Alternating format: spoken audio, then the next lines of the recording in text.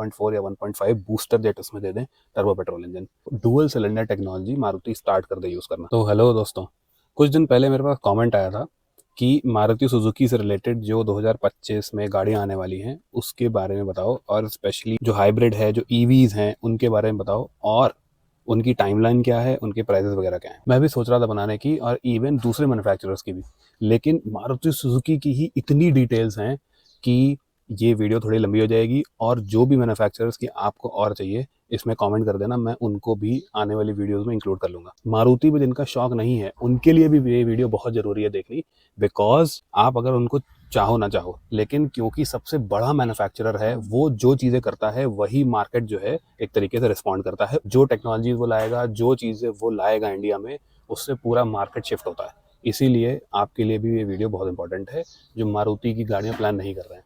लेकिन जो कर रहे हैं आपको तो मज़ा ही आ जाएगा, क्योंकि इतनी ज़्यादा डिटेल्ड वीडियो होने वाली है ये। और मैं देखिए मैक्सिमम ऑथेंटिक न्यूज़ ही कंफर्म करूंगा यहाँ पे। कोई भी चीज़ मेरे को जो ऑथेंटिक नहीं लग रही है, जो एक तरीके से अफवाह फैल रही है या फिर, तो वो मैं आपको बता दूंगा कि ये शायद हो सकता है, शायद नहीं भी हो सकता है। So let's start the video. मैं हूँ आपको होस्ट दोस्त सुयश, आप देख रहे हैं ड्राइव श्राइव, एंड लेट्स सी कि मारुति इंडिया में क्या लाने वाला है 2025-26 में।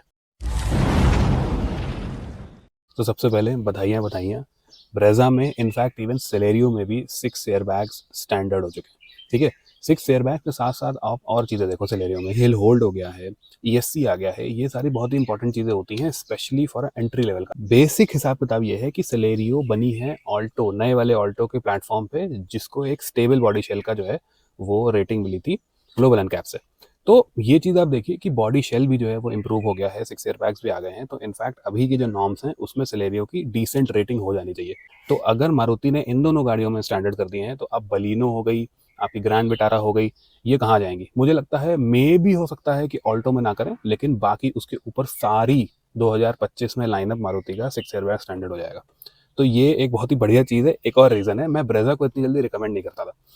ऑलमोस्ट सारे बॉक्सेस वो टिक कर रही थी लोगों के, लेकिन वही आ जाती थी बात कि जब आपका जो है हेड प्रोटेक्शन नहीं होगी साइड से, तो इवन सिटी में भी जो है वो चलाना थोड़ा सा उसको कंपैरेटिवली कम सेफ है। सेफ टू से अब तो नो ब्रेनर हो गई एक तरीके से कह लीजिए। तो अगर आपकी रिलायबिलिटी इंपॉर्टेंट है, आपको जो है वो बहुत लंबी रखनी है गाड़ी, बहुत ज़्यादा फ्रिल्स और बहुत ज़्यादा इंटीरियर क्वालिटी ये सब आप जो है नहीं देखते हो, बस fill it set it forget it वाला हिसाब किताब, तो काफ़ी ईजी हो गई है ब्रेजा रिकमेंड करना लोगों को। दूसरी चीज़ जो ब्रेजा के साथ इशू है वो ये है कि उसका 1.5 लीटर इंजन जो है वो सेस टैक्स एक्स्ट्रा जो होता है, वो भी एक तरीके से टोटल 48% टैक्स हो जाता है ब्रेजा में। तो उस वजह से क्या है कि लोअर दो वेरिएंट को छोड़ के बाकी ऊपर के सारे वेरिएंट उसके ओवर प्राइस लगते हैं देखने में। तो उस वजह से हो सकता है मारुति ब्रेजा में जो है वो 1.2 लीटर टर्बो पेट्रोल इंट्रोड्यूस कर दे। मोस्ट प्रोबेबली ये चीज़ हो सकती है कि वो इस साल करे, या फिर क्योंकि इंजन डेवलप होने में टाइम लगता है तो अगले साल तक भी कर सकता है।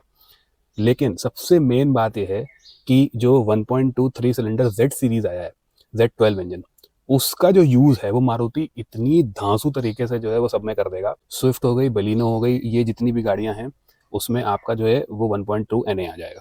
ठीक है, यही 1.2 में टर्बो लगा के हो सकता है ब्रेजा में आ जाए, और इसी 1.2 के साथ जो है वो सीरीज हाइब्रिड लगा के, बड़ी एक तरीके से डिसेंट बैटरी पैक लगा के सीरीज हाइब्रिड बना के वो फ्रॉन्क्स, बलिनो, इन सब के हाइब्रिड में आ जाएगा, स्ट्रॉन्ग हाइब्रिड में। ब्रेजा पे वापस आते हैं, तो इसका जो अगर 1.2 टर्बो आया तो इसमें एक चीज़ हो जाएगी कि इसमें टर्बो लैग आ जाएगा सिटी में। तो उस वजह से जो है अगर आपको ब्रेजा लेनी है तो this is the right time. अगर लोअर मॉडल्स आपको ठीक लग रहे हैं, आपके बजट में आ रहे हैं, तो go for it. 4 cylinder engine है, ये सब चीज़ें हैं। और वही चीज़ अप्लाई होती है बलिनो में, क्योंकि मुझे लगता है जैसे ही मे भी जो है बलिनो में 6 एयरबैग्स आए, उसी टाइम 3 सिलेंडर इंजन आ जाएगा। ठीक है, तो बलिनो का जीटा और ये सब जो मॉडल्स हैं इसमें 6 एयरबैग्स ऑलरेडी हैं, वो अभी जल्दी से ख़त्म कर दो, वरना आपका 3 सिलेंडर इंजन आ जाएगा। तो वो तो हो गई मजाक की बात। क्यों मजाक है? क्योंकि जो 3 सिलेंडर इनका जेड सीरीज इंजन है वो उतना बुरा नहीं, इतना लोग समझते हैं। पहली चीज़ ये, लोअर RPM से वो अच्छे से उड़ जाता है, उतना झटके नहीं खाता जो दूसरे 3 सिलेंडर्स खाने लगते हैं। ठीक है, तो सिटी ड्राइवेबिलिटी उसकी ख़राब नहीं है, अच्छी है।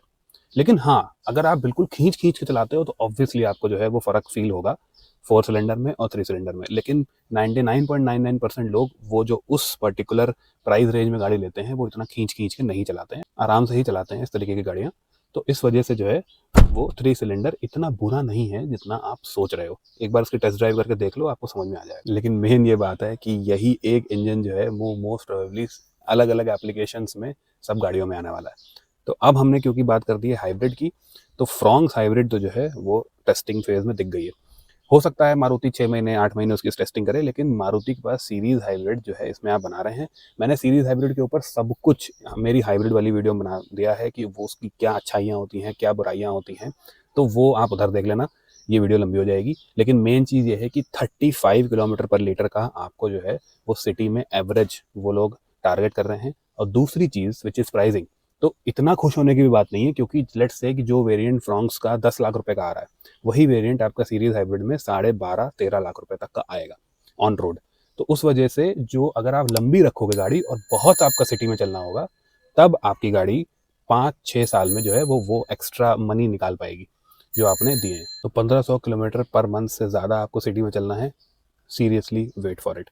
दूसरी चीज़, इसी के फ्रॉन्क्स के बाद बलिनो, स्विफ्ट, डिज़ायर, इन सब में परकोलेट करेगा वो इंजन धीरे धीरे करके, लेकिन मुझे लगता है एंड ऑफ दिस ईयर जो है वो फ्रॉन्क्स में स्टार्ट हो जाना चाहिए। उसके बाद मैंने आपको एक बहुत पहले, 1 साल पहले आई थिंक वीडियो बनाई थी, Y17 कोड नेम नाम रखा था मारुति सुजुकी ने ग्रैंड विटारा 7 सीटर का। उसके भी स्पाई शॉट्स आ गए हैं और वो अब जल्दी ही आने वाली है, 6 महीने मान लो। अब सोचो, इमेजिन करो, वो जो एरिया है जहाँ पे जो है वो लोग मेरे से पूछते थे कंसल्टेशन में कि 25 से 27 लाख रुपए के आसपास मेरे को रिलायबल गाड़ी चाहिए 7 सीटर, ठीक है, जो 10 साल के आसपास जो है आराम से चल जाए। वहाँ पे ये चीज़ मुश्किल पड़ती थी दूसरी गाड़ियाँ, लेकिन क्योंकि एम्प्टी स्पेस पड़ा था, तो अल्कदार एक ऑप्शन था। और अब जो है वो ग्रैंड विटारा 7 सीटर आ रही है। उसमें अच्छी चीज़ ऑब्वियसली आपको पता है कि आपका स्ट्रॉन्ग हाइब्रिड मिल जाएगा जो 22-23 का एवरेज दे देता है सिटी में।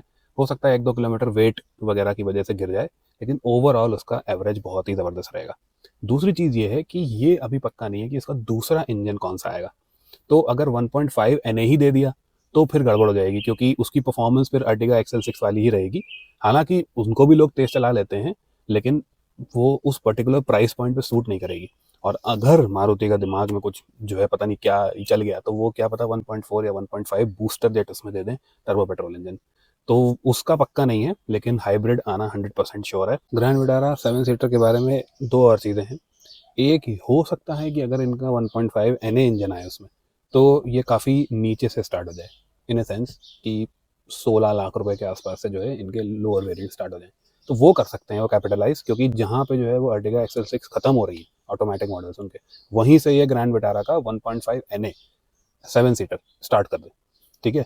तो ये प्राइसिंग हो सकती है अगर इंजन नहीं बदला तो।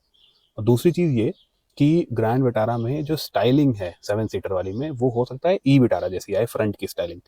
ज़रूरी नहीं कि ग्रैंड विटारा जैसी ही आए, तो उसको एक तरीके से 7 सीटर को अलग अपीयरेंस में मिल जाएगी। और रिलायबिलिटी, ये सब चीज़ें देख के आप अगर चलोगे तो उसको ले सकते हो। उसके स्पाई शॉट्स में ये है कि बहुत लंबी से दिख रही है, बहुत बहुत ऊंची नहीं दिख रही है, जैसे ग्रैंड विटारा भी थोड़ी सी स्क्वाटेड दिखती है। तो उस वजह से उसका जो स्टांस है वो थोड़ा सा लंबा एमपीवी टाइप होगा। और दूसरी चीज़ ये कि एक इवन एक्सटीरियर इंटीरियर वगैरह थोड़े से डिज़ाइन चेंजेस उसमें दिखने का आपको मिल जाएंगे कंपेयर टू ग्रैंड विटारा। मे भी उसका टोयोटा मॉडल भी आ जाए, और टोयोटा मॉडल हो सकता है कि हाइब्रिड में थोड़ा सस्ता ही हो, 50,000 रुपये मारुति के मॉडल से। तो वो दोनों चीज़ें जो हैं वो आपको जल्दी ही मार्केट में देखने को मिल जाएंगी। और अगर 7 सीटर की बात करी तो अर्टिगा की बात कैसे नहीं करेंगे। अर्टिगा का फेसलिफ्ट आने वाला है। हो सकता है कि उसका जनरेशन चेंज ना आए। फेसलिफ्ट में रिक्वायरमेंट क्या है आपको पता है, कि थोड़ा सा जो है वो आगे और पीछे की हेडलाइट्स टेल लाइट्स बदल देंगे, थोड़े इंटीरियर्स बदल देंगे, अच्छे कर देंगे। और स्पेशली मेन चीज़ है कि शालीमार बाग में जो है वो उसकी हेडलाइट भी आ चुकी है एक शॉप ओनर के पास। तो हेडलाइट देखेंगे तो एकदम जो है ब्लैक कलर की स्मोक्ड हेडलाइट है।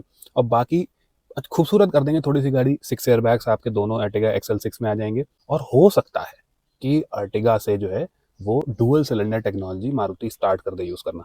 तो अगर अर्टिगा में आई तो बाकी गाड़ियों में भी धीरे धीरे परकोलेट कर जाएगी, जैसे आपकी ब्रेजा हो गई, ये सब हो गई। उसके लिए आपको रुकना चाहिए, ठीक है। स्पेशली अगर आप टैक्सी वैक्सी में जो है चला रहे हैं, तब तो टैक्सी वाले तो रुकेंगे नहीं, क्योंकि उन्होंने ही अर्टिगा की खूब सेल बढ़ा रखी है, बहुत ज़्यादा जो है वेटिंग बढ़ा रखी है। लेकिन अगर आप जो हैं वो पर्सनल यूज़ के लिए लेना चाहते हैं, तो wait for that particular facelift, काफ़ी सही होने वाला है। और रिलायबिलिटी के साथ साथ जो है वो सारी चीज़ें मैक्सिमम उसमें कवर हो ही जाती हैं। अब बूट स्पेस भी बढ़ जाएगा कंपैरेटिवली, तो वो चीज़ सही हो जाएगी। लास्ट हम आ जाते हैं ई विटारा के ऊपर। देखिए, मैंने वही चीज़ ईवी वर्सेस हाइब्रिड वगैरह वाली वीडियो में सब कुछ बता रखा है ई विटारा के बारे में, प्रोज कॉन्स और किस तरीके से चीज़ें होंगी। थोड़ी जो चीज़ें छूट गई थी या फिर जो हाईलाइटेड करने वाली हैं वो फिर से बता देता हूँ आपको। सबसे पहली चीज़ ये एक ग्लोबल मॉडल होगा। ठीक है। तो जो क्वालिटी आप एक्सपेक्ट करते हो हमेशा मारुति से, इवन महंगी महंगी मारुति में भी जो है वो इंटीरियर फिटिंग जो इतनी अच्छी दी आती है, इसमें वो चीज़ सॉर्ट हो जाएगी। दूसरी चीज़ ये कि क्योंकि एक तो ये बॉर्न ईवी प्लेटफॉर्म पे है, और जो लास्ट में कुछ मारुति की गाड़ियों में नोटिस कर रहा हूँ, राइड क्वालिटी, ये जितनी भी मैक्सिमम ईवीज आती हैं उनकी थोड़ी स्टिफ होती है राइड क्वालिटी, ये उसको नेल करने वाली है मोस्ट प्रोबेबली। तो अगर आप बहुत ही कंफर्टेबल राइड क्वालिटी देख रहे हैं ईवी में, तो आप इसके लिए वेट करिए। रही बात ई विटारा की प्राइसिंग की, तो देखिए डोंट एक्सपेक्ट कि 14-15 लाख रुपए से स्टार्ट हो जाएगी, मतलब वो विंडसर वाला हिसाब किताब हो जाएगा। देखिए हो सकता है कि B6 का क्योंकि प्राइस बहुत ही कम है, ठीक है, तो उसको compete करने के चक्कर में मारुति जो है वो 17 लाख रुपए आसपास से उसका लोअर मॉडल, सबसे लोएस्ट मॉडल स्टार्ट कर दे।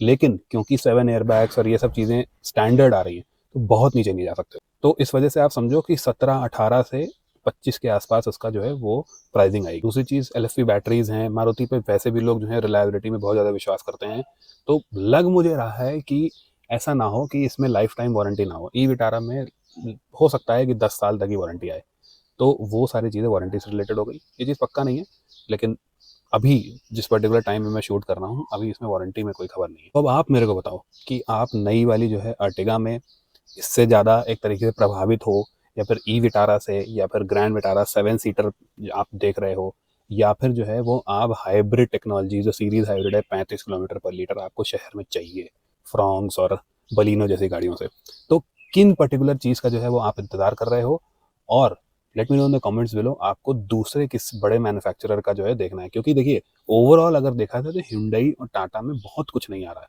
ठीक है, लेकिन अगर आप मेरे से चीज़ बोलोगे कि 2-3 बड़े मैन्युफैक्चरर्स को क्लब करके जो है वो ऐसी एक डिटेल्ड वीडियो बना दो, तो वो मैं आपको बना दूंगा विद प्रॉपर डिटेल्स। बाकी अभी तो आपको पता ही है, किसी भी गाड़ी में आपको कन्फ्यूजन है, कंसल्टेशन की डिटेल्स आपके डिस्क्रिप्शन में दे रखी हैं। Let me know in the comments below कि आपको वीडियो कैसी लगी। अगर अच्छी लगी हो तो लाइक, अगर आप पहली बार चैनल पे हो तो सब्सक्राइब टू द चैनल। अगली वीडियो में मिलते हैं, बाय बाय।